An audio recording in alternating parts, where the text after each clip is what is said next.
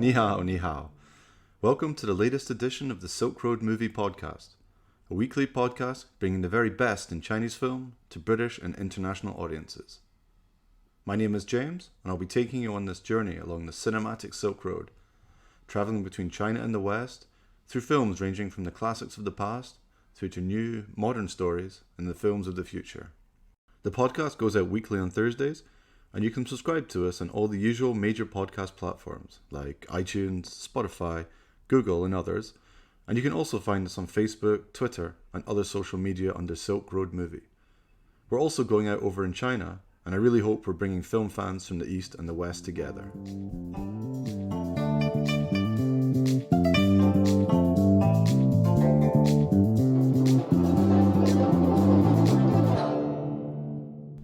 Okay, so for this episode, I'm joined by my good friend Jacqueline Wang of Modern Films, I believe. If you want to say hi. Hi everyone, I'm Jacqueline. I work at Modern Films. We are a London-based, female-led, social issue-driven film company. We distribute lots of great European art house films. Yeah, very nice, very nice. So you're probably a good person to join me for an episode talking about female Chinese filmmakers, socially led issues and everything. So, but this is like another. We do like regularly try to cover like episodes focusing on female Chinese filmmakers. So we've covered Springtide by Yang Lina, The Crossing by Bai Xue. I mean that's another good thing. You can correct my pronunciation anytime I say something wrong in Chinese, which I will. So feel free. But we're going to be covering other films and filmmakers by Chinese female filmmakers from China. But for this episode, we're talking about Cathy Yan, whose film Dead Pigs played festivals around the world, and who's she's an up and coming young female Chinese filmmaker. At the same time, what's interesting about her is it kind of covers another topic for us, in that she's also a Chinese filmmaker who has made the move to work in Hollywood as well, which is very interesting. So she did what. We'll just call it Birds of Prey for now. Yes, that's easier to say that way. It's easier to say it that way. And we can talk about the name. Yeah. We can talk about the film's name later. But, female filmmakers in China are maybe not so common. Chinese filmmakers working in Hollywood, probably not so common. So put together like a Chinese female filmmaker working in Hollywood, it's a pretty interesting story, I guess. So we'll talk a bit about that in this episode as well. I mean, there are others, Chloe Zhao, who we'll cover in a separate episode, and Lulu Wang. But one thing I think which is very interesting, which we'll come back to at the end of the episode, is Cathy Yan. I've seen her variously referred to as Chinese American, or American Chinese, and I think it's an interesting thing because I think it's it comes across kind of in I think both Dead Pigs and then Birds of Prey. So we'll talk about that later and everything.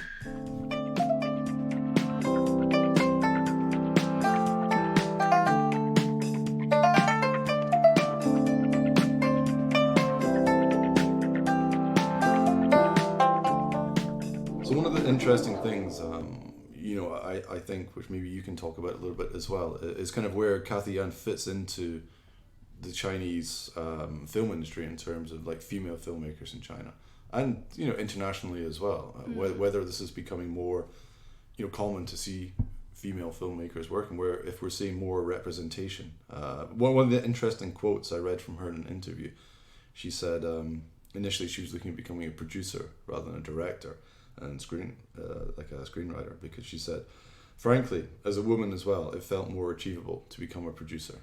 I think I would do agree. What she was saying is very challenging for as a woman who doing like film finance and business side of that, especially in China. Like you have to go to those like meetings and also drinks and those social conditions. That's where you have the conversation, and that's quite male dominated environment. Is it still the same? You mean like the old gambé and the drinks? Is that still the case? Exactly. I'm not sure about now, but definitely that's the culture I grew up with. I listened to my parents and other people talking to me like I would like to become a filmmaker. That's what I told my parents, and they would say, you're a girl and you don't have the physical capacity to bring the cameras up and down, and you're a girl, and girl needs to be taken care of, and there's a lot of hard work to be on film set and doing filmmakings, and if you do film producers, that's another kind of subject, because you have to go to, like I said, meetings, etc. And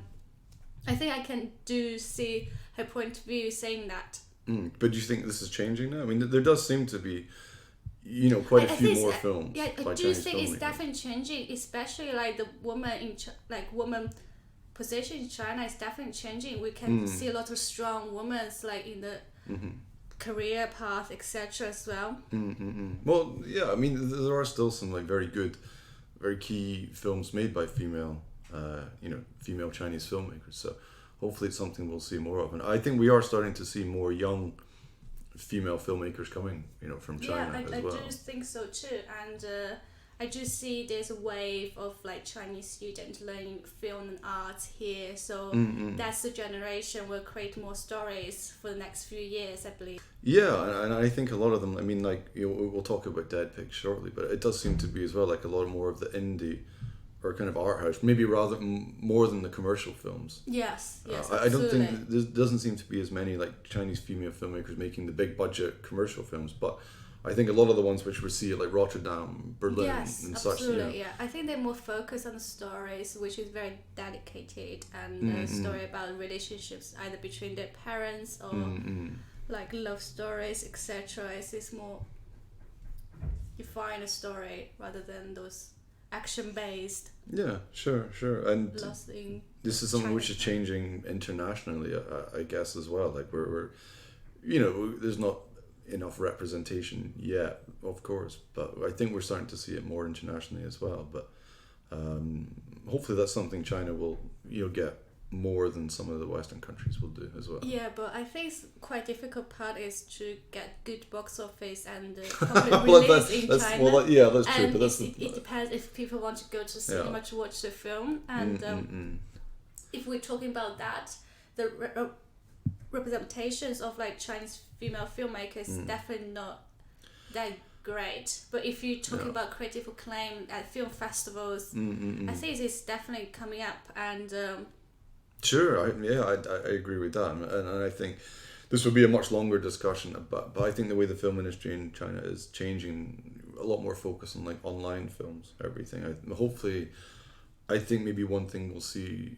in the West as well is, with this greater demand for like more quickly made content and everything, we'll see like a much more of an opening up of film directing. It's not that every film needs to be, like $100 million, sort of made by the old boys network type of film, everything. So you think will create more opportunities I hope so, for young everyone. emerging filmmakers? I think so, because there's a lot of pressure, I think, in China as well. Like a lot of these indie filmmakers, they make their first film, indie film, Rotterdam, Berlin, etc. And then suddenly their second film. Like Big An's films. Well, yeah, I mean, kind of, but he's managed to still kind of make art house indie, but quite a lot of other ones. But his second feature is definitely higher budget than it is higher budget, one. but I think a lot of other filmmakers will make their first film super indie art house, and then they'll just move to like making a commercial like comedy or action film, at least for the male directors, everything like that. I think because it's so hard, you can't really make much money from an indie art house film. No, I don't think so. So it's like you prove yourself as like, okay, I'm a very good filmmaker. Now I'll do something that makes money. But we'll see. But I hope that kind of thing will open up more and we'll see more opportunities. This is my family home.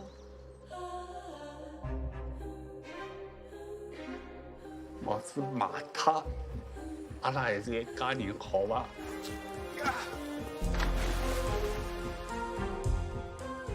I think it's a very relevant discussion when we're talking about Cathy Yan, because I think that her career path is very, she was born in China, she was raised in the US, in Washington, went back to Hong Kong, and then she went to university back in the US at Princeton, and then New York, whichever it was, not New York Film School, but one of the the art schools connected to New York University. All those famous directors graduate from there. Exactly.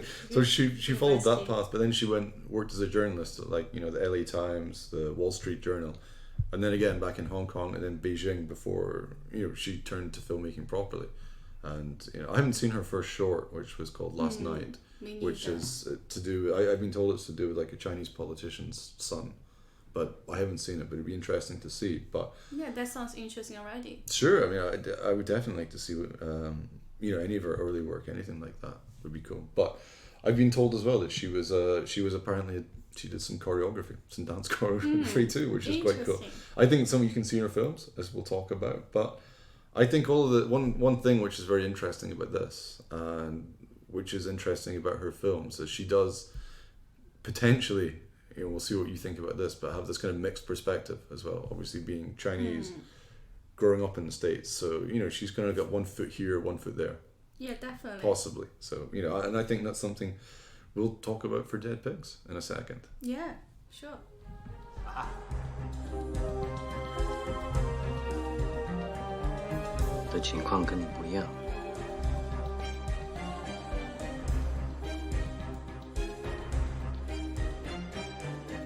You're not stupid. You're smart. You are worth it. Right, so let's talk about Dead Pigs itself now then. So apparently it was inspired by a real life incident in 2013. I read her interview. She read the news, and also she's coming from a journalist background, so immediately she raised interest about this. So there was like dead pigs floating down the Huangpu River, is that? I don't know. I haven't read that. Why? News, I mean, where did the pigs come from?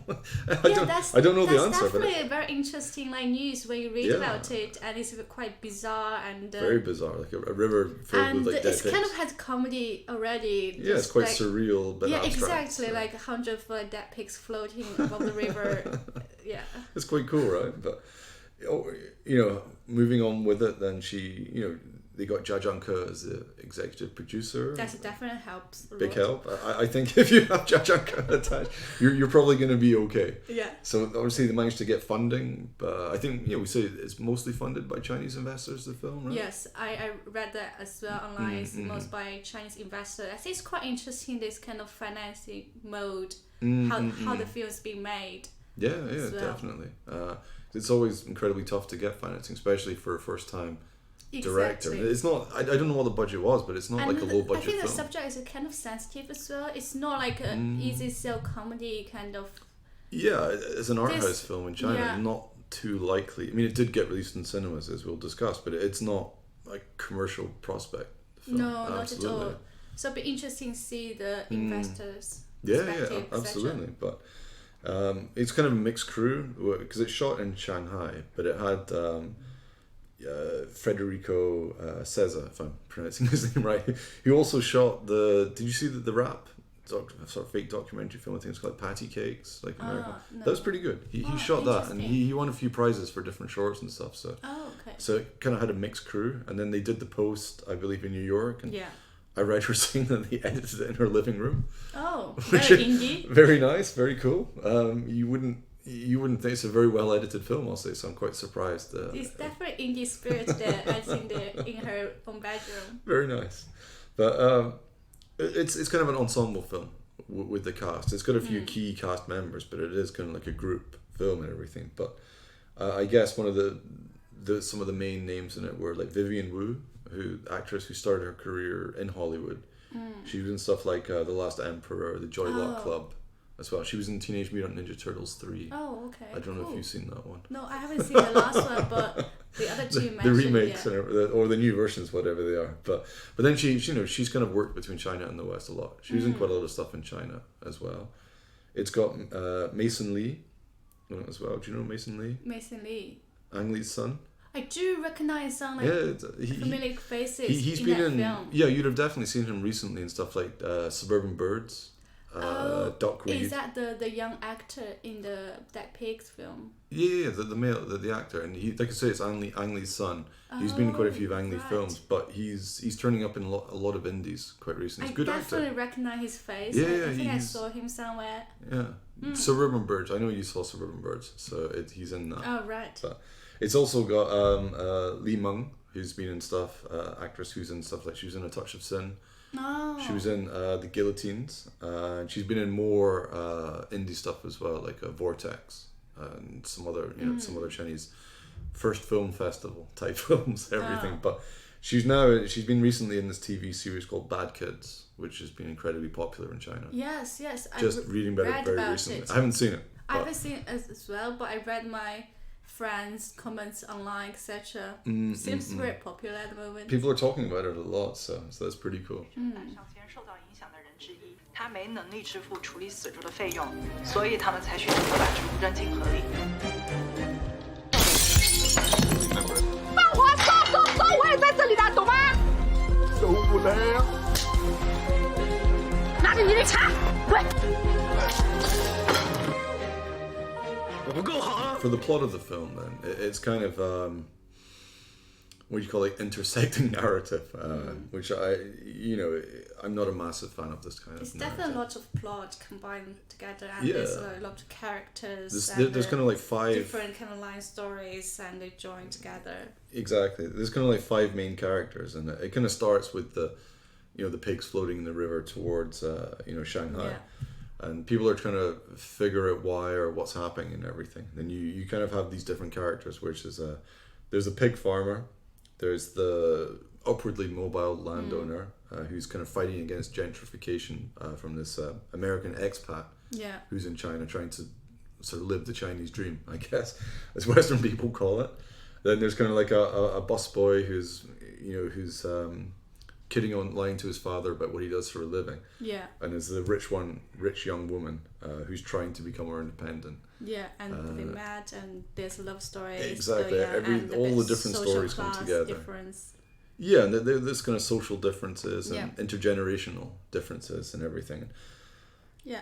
Like I say, I do think this film pack lots of information. It does. There's a lot of going on. Topics quite important to raise up in China now, and that's initially like raised my interest of this film. When I read about it, I thought this is a really interesting film. I mean, I don't usually like films with intersecting narratives. I mean, after everything like Pulp Fiction, Magnolia, I think it became so popular for like indie and art house filmmakers. But I think Dead Pigs is one of the few examples where it actually does this quite well. Because, like you say, there's so much different stuff going on, and all the different stories have different themes. Comedy setting, so it's quite light. It's not like those quite heavy subject Chinese films you will sometimes watch at festivals. And, or like European art house or indie filmmakers. Yes, to be honest, I mean, you're slow and a bit heavy and pompous, pretentious. I would say for a lot of art house films, but this definitely isn't. It's chaotic. It's a lot of fun. It's got like it's got some sort of musical number parts. This was a Teresa Tang song in there or something. So it's got a lot of different kind of surreal parts going on, and it's a fun soundtrack. Well. The soundtrack's quite fun. So it's not. There's nothing about it which if you call it an art house film. No, I wouldn't call it an art house film. It's kind of a mix, right? Yeah. Yeah. I think that's quite different than the Chinese film people consume here, like. Well, sure, yeah. I know what you mean. Like what ones which will play like the Rotterdams or Berlins. They do tend to be more. Yeah. It does. Dead Pigs deals with serious subjects, but it's quite fun. Yeah, I think it's quite Sundance film. So I'm no surprise it's won Sundance Prize, etc. Yeah. But it's definitely not Rotterdam, Berlin type of films. Not quite so much, right? No. But I think that you can see kind of her journalistic experience coming through, because it does, as we said, touch on a lot of subjects which I think a different director might have taken those subjects in China and made them like controversial or true. Where she she's kind of got this, and maybe because of her background, I guess, insider/outsider perspective. So she can look at like modernity in China, gentrification, urbanization. Economic issues and everything. Yeah. But she can do it. She does it in a very light touch of a way, as we've said. But also, it's about, for me, the main thing about the film, it's about like people just adapting and kind of going, for better or worse, kind of just adapting and moving forwards with stuff, because things are always going to move forwards. So you can either be left behind, or you can figure out a way to kind of go with it. You mean in China, kind of this way? Well, probably everywhere, to be honest. To catch the person in front of you. There's a bit to that, and that's kind of what's funny about the film, I guess. It's kind of, there's a slight sort of sarcasm, a bit of satire, everything, but at the same time, it's not one of these films which is just negative. No, definitely. I think it's a good balance of these films. Like they balance out the social issues part and also comedy part, and exactly. And that's quite rare. It is quite rare, not just from China, but from most indie and art house films, which for me a lot of the time can get a bit into pretentious or too preachy, or you know what I mean. Like it's not really my kind of thing. Whereas the only problem I really have with Dead Pigs is that it's it's too long. It's like 2 hours 10 minutes, and to me, it could be like half an hour shorter, 20 minutes shorter. It's still cool. I like it, but it's a bit uneven. It too. I think the fact that it's uneven doesn't seem to be. It seems to be almost uneven on purpose, though. The pace kind of goes up and down all the way through the film. Yeah.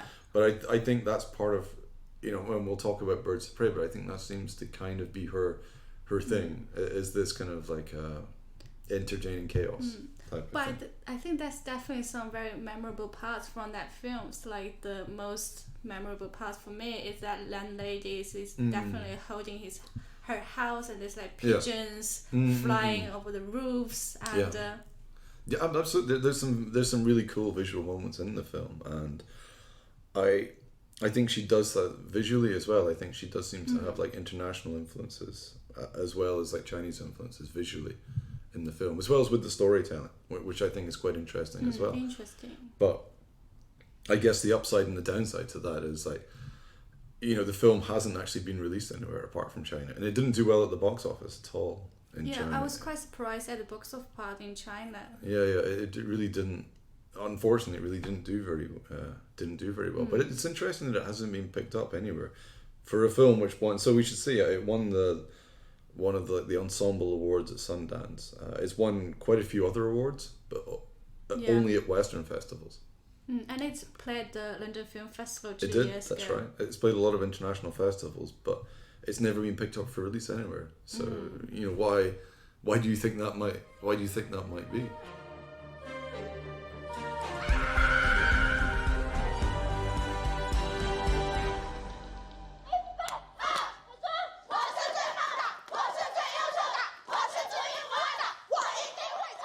I feel like one of the reasons might be like, for example, the Chinese film released here, like Solo on My Son, is by quite well-known directors, and played Berlin and wins like Best Actress and Actors awards. It's either that kind of high-end, a very art house high-end, like a well-known director type, exactly, Jia Zhangke, etc. Or we have another branch with very indie art house Chinese film like Day's Journey into the Night, and Elephant Sitting Still. This kind of like very independent, quite obscure, hardcore indie.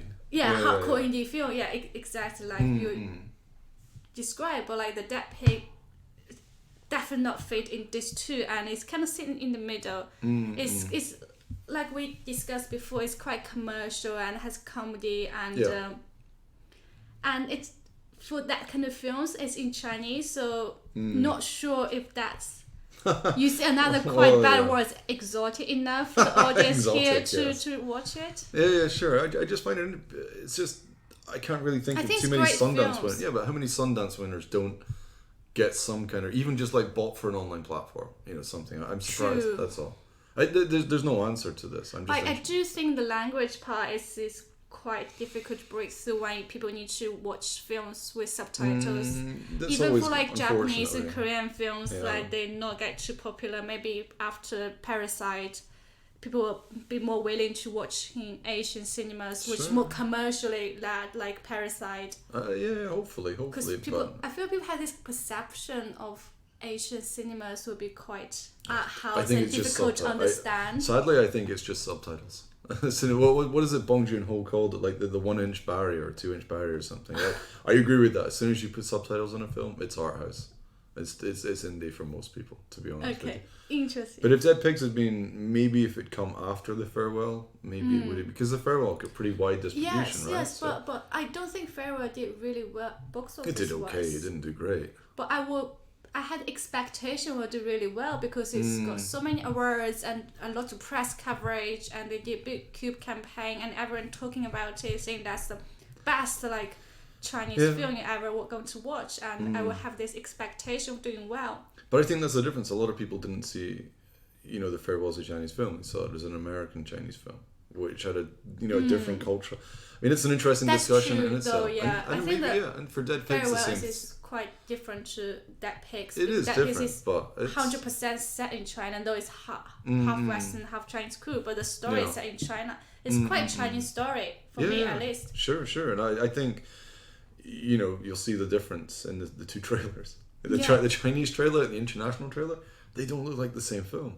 The Chinese trailer looks like some kind of like Wild Goose Lake noir, almost thriller. Yeah, I think that's definitely attracts the Chinese audience, where action packed and like a suspense going. People are like, what's going on? What's actually going to happen? But the international trailer is. I watched the London Film Festival one. Yeah, it's pretty European art house trailer. I would say. It's some Sundance logo, Sundance some logo right there. at the start. Absolutely, it's. Do you think they just didn't have confidence? I mean, to be honest, like it's quite rare for this kind of film to get a release in Chinese cinema because it's not a mainstream film. So even with that being released, do you think why were they pitching it as that kind of film? Because even if people started watching that film, then the feedback online in China would be like, no, this is not really the film you're seeing in the trailer. It doesn't seem like a good idea to try and pitch films like that. I think they kind of have to just to, I don't know. According to Chinese audience taste, to be honest. No, that's fair enough. It's fair enough. It's just interesting because it's not. We had the whole case with Long Day's Journey and Tonight Began, where they basically lied and tricked people into watching. That's true. But then they created whole news about it, which gave it a great coverage anyway. I love that story. And we'll be covering people that will film. be interesting to know if it's actually different from the trailer and from what they described. And so it's more. I don't know. For me as an audience, I'm more intrigued to go to the cinema to watch that film actually in the end. No, I mean I agree with you. I that's one of my favorite like film stories of the last few years. That's great strategy, I think. Tricking people into watching, but so why? They could have maybe tried that with Dead Pigs and done it a bit. And the trailer's kind of like I say, it's a bit Wild Goose Lake, but they could have just done something else and lied and tricked people. It would have been quite funny, but it's a shame. But I'm just surprised that even like when. Birds of Prey came out, I would have thought somebody would have picked up Dead Pigs. Not even for much, just even if it was just a streaming service. Yeah, but it's interesting. I watched the trailers and I saw there's comments below saying I would like to watch Cathy Yan's first film, Dead Pigs. Yeah, sure. So I think people definitely raised their interest, and there's going to be an audience for the film. I mean, it's as we said, it's a pretty good film. And everything. Add a line saying from the director, the Birds of Prey, and you'll get a certain audience. Good selling point there. I completely agree. So I'm just very surprised that nobody's picked it up, and maybe they at some point somebody will. I mean, she's going to keep making more films and everything, and people will look back saying, "Oh, that's her first feature film." I hope so, but I'm just surprised that because it's a pretty good film. It's just surprising that it hasn't happened. Yeah, it's easy to watch and it's quite entertaining and it's very colourful. Yeah, it's definitely very colourful. She definitely has a style, her own kind of style. And will leave you to think about some like interesting subject and without have a conversation with your friends about that. But without pushing you to feel guilty like a lot of art house and films do as well. It's a nice film, man. It's exactly. The film, I guess maybe the film it reminds me of a little bit is kind of like Jia and like Mountains Made Apart. More than not some of his older works, but it's got a touch on Mountains Made Apart to it to me, like latter day Jia, which is a good thing, I think. So hopefully it will get picked up somewhere at some point and get released so more people can actually check it out. Yes, it would be great to make it available at least online now.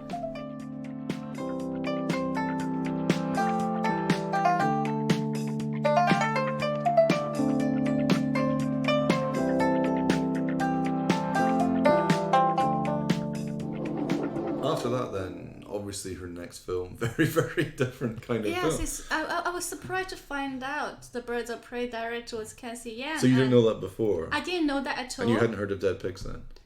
I heard of Dead Pigs before. But you didn't know. Okay, you didn't connect. But I didn't connect at all. So I was really surprised. But for a second film to go from making a pretty it's a big jump, film, definitely. To like a $100 million plus budget type of film in Hollywood. But checking into it and this, I think one of the good things about this is I think for some people like a knee-jerk reaction would be to say, as DC film, like, so they're, Hollywood studios were looking for diversity, so they wanted to tick a box and have like a female Asian director, tick 2 boxes. But it's not, reading the story behind it just seems to be, she met the screenwriter, Christina Hodson, who's, I believe, is a British Taiwanese or similar, and who wrote Bumblebee, which is actually, I shouldn't really say I like a Transformers film, but it was a cool film. I enjoyed that. And she's working on stuff like the new Pirates of the Caribbean film and stuff. So I believe she met her, after Sundance when Dead Pigs were playing, and they talked about the film together and everything. So, it genuinely seems like this was something that Cathy Yan was into making, which they kind of pitched, through to the studio and everything. So, but she was the first ever Asian female director kind of tapped to make this kind of like big superhero, giant budget film and everything. So it's quite cool to see like a major US studio taking a risk and kind of on that and everything. Although, she'd shown, I think, with Dead Pigs, she was pretty versatile director, and obviously with her sort of US/Chinese background, she's a pretty good fit for it naturally. And also the film itself is a strong, quite chaotic woman character. And, absolutely. She's been through heartbreaks and the things going on like that. So she does seem like actually a pretty natural fit for for the film and everything. And apparently she got on after with the screenwriter. She was meeting with like Margot Robbie and stuff, and they all got on well together. So it does seem like a very sort of natural choice and everything, and hopefully that's something people will think of, not that she was just chosen because of who she was or anything. So and we are seeing more of this now, as we were talking about representation earlier, like Chloe Zhao doing the Eternals, the next big Marvel one, and everything. So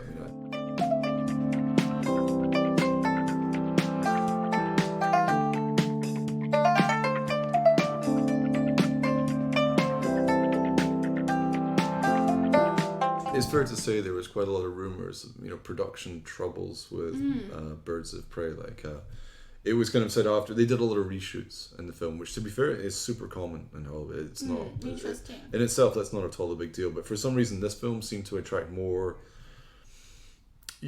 pointed rumors and everything. I don't know if that's because she was such an unknown quantity as like a female Chinese filmmaker, but people had said that they specifically brought in the fellow who did the John Wick films, Chad Stahelski. I can't pronounce his name. With apologies, I'm sure he's listening.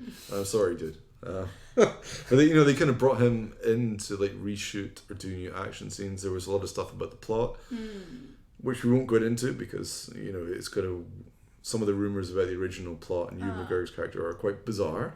We don't need to get into that, but at the same time, this guy Chad and Cathy Yan had come out and said, he didn't meddle with the film, was the phrase they used. That he just kind of did some more action scenes and everything. But recently, then with all this stuff going around about like the new Justice League cut, Zack Snyder and stuff, and then Suicide Squad, obviously, which leads into Birds of Prey by David Ayer, he'd tweeted, saying, this is not my cut of the film, it's so terrible and everything. And Cathy Yan had tweeted back saying, I know the pain.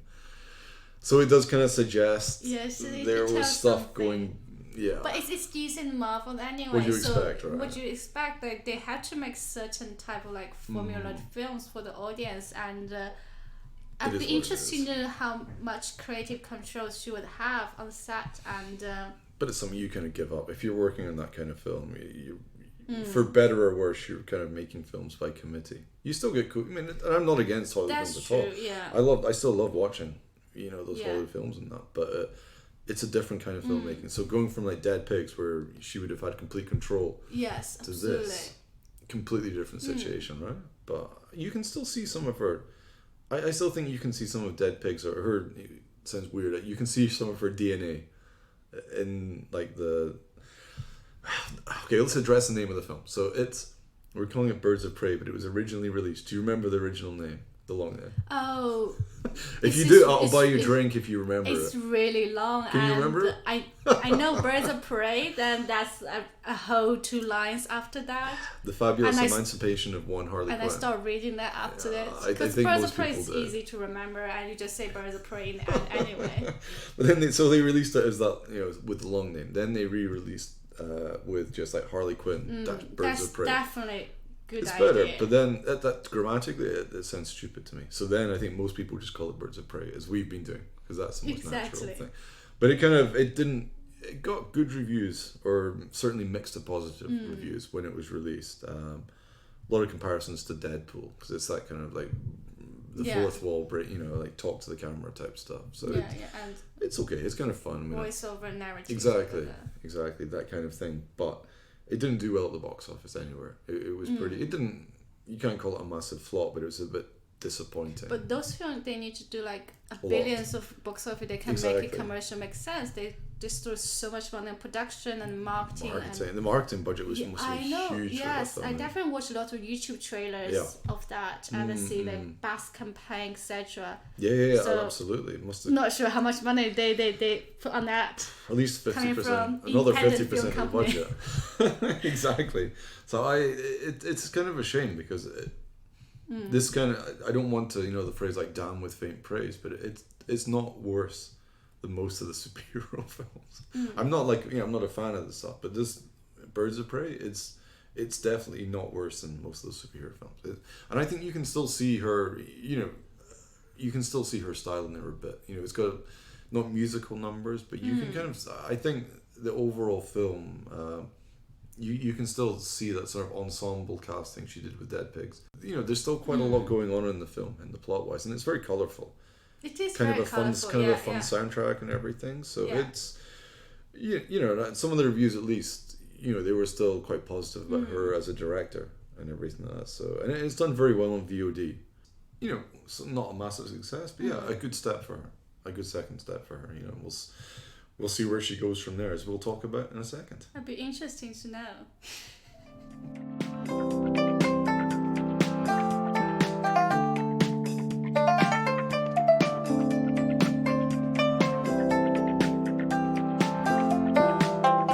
Okay, so for next, Cathy Yan, her next film is apparently called Sour Heart. It's with A24.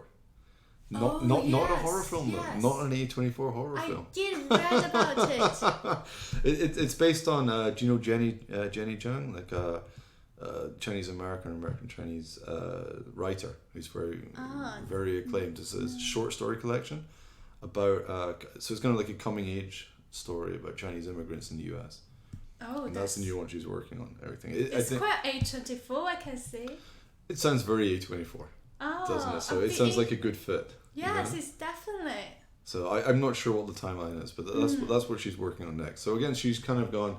She's back to the independent. Yeah, I was going to say like indie Hollywood, definitely. And then back to more indie type stuff. Everything. So that sounds pretty cool. True. This kind of still circles back to that question though. If speaking as a distributor, would you release the film as being by a Chinese director, a Chinese American director, an American Chinese director, an American director? If you were doing Dead Pigs, what do you think would help sell the film more? Because I've seen her referred to as all these different things. Well, that's a very interesting question. It is, and there's no definite answer. It's not so much how. That's as long as she's happy is one thing, but as a distributor, even when it came, I would probably say American Chinese. American Chinese. Okay, it's just interesting because obviously when Dead Pigs came out, I saw her being referred to as a Chinese director, I guess. But then when I was seeing interviews and stuff for Birds of Prey, I was seeing her referred to as an American Chinese director. Yeah, everything. I mean, Birds of Prey, the film itself is pretty American story. It's a mix. It's a real mix. It's quite interesting to hear on the press of saying it's by Chinese director. People will say, okay. I think you can see through Dead Pigs that, she's still, her films, Dead Pigs at least is still very much Chinese, and as we said, in character. Yeah, it's definitely more Chinese. And I think looking from the outside into China doesn't make you any less of a Chinese filmmaker.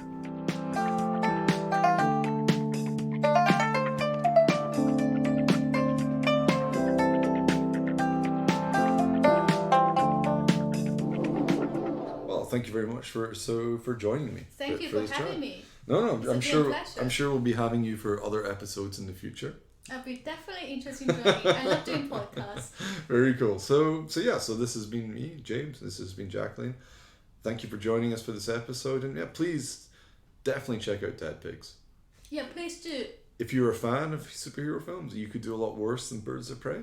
So up to you if you want to check that out. But yeah, I think it's fair to say as a closing statement, yeah, Cathy Yan is a director definitely to keep our eye on, to keep checking out. I'm looking for her next A24. Sour Heart. Yes.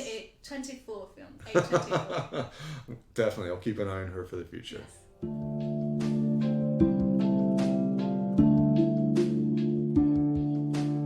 So that's about it for this episode of the Silk Road Movie Podcast, and thanks again for listening. Do tune in for our next episode, subscribe to the podcast, and follow us on social media, and we'll keep you up to date in the very best in Chinese cinema. I'm James, and I hope you've enjoyed your journey along the cinematic Silk Road to China.